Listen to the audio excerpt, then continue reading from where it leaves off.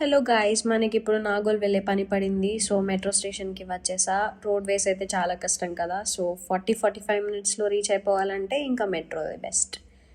Metro ఎక్కేసి ఇంకా 40 minutes journey చేసేసి నాగోల్ రీచ్ అయ్యా. మా అన్న వచ్చి నన్ను పిక్ చేసుకున్నాడు.